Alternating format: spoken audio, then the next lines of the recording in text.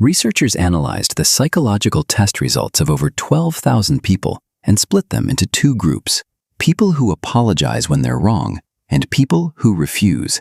The refusers, researchers called them defiers, scored a staggering 17 points lower on emotional intelligence than the apologizers.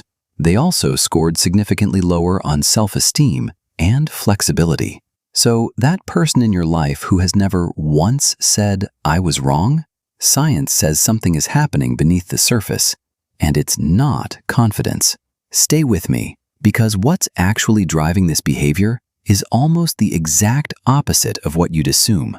Because here's the twist most people get backwards. We assume non-apologizers are arrogant, strong, unbothered.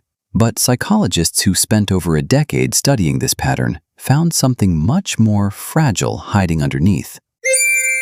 Psychologist Karina Schumann, one of the leading researchers on apology behavior, identified 3 core barriers that stop people from saying sorry: low concern for the other person, fear that apologizing will damage their self-image, and the belief that an apology won't even work. But it's that second barrier, the self-image threat, that explains the dark side of chronic non-apologizers. Here's the psychological mechanism. Most people can hold 2 thoughts at once: I am a good person and I made a mistake. Psychologists call this healthy self-concept flexibility. But for people with fragile self-esteem, those 2 thoughts feel mutually exclusive. Admitting fault doesn't register as, I did one bad thing.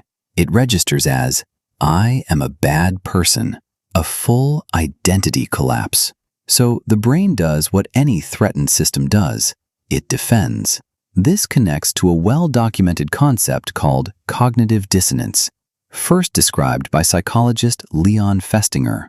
When 2 beliefs clash, I'm good versus I hurt someone, the discomfort is so intense that the mind will literally rewrite reality to escape it.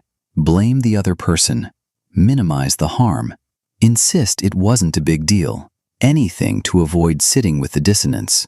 Think of self-esteem like a foundation under a house. A strong foundation can absorb a crack. You patch it, reinforce it, and move on. But a foundation that's already unstable can't afford even one crack, because acknowledging it feels like the whole house might come down. That's why the person who refuses to apologize isn't standing on solid ground.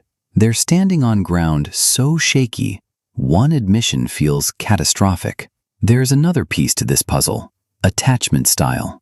Research on adult relationships shows that people with an avoidant attachment style, those who learned early on that closeness and vulnerability weren't safe, are far more likely to apologize defensively, if they apologize at all. Their sorry often comes wrapped in distance, deflection, or a quiet urge to end the conversation as fast as possible. It's not that they don't care, it's that vulnerability itself feels like danger, and an apology is one of the most vulnerable things a person can offer another human being. Research also shows a strong overlap between chronic non-apologizing and narcissistic traits.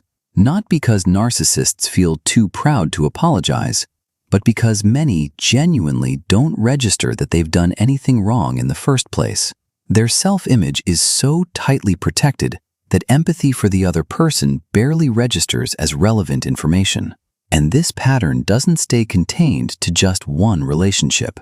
Studies on family dynamics show that children raised by a parent who never apologizes often absorb the blame themselves, quietly concluding that they must be the problem, since the parent never is.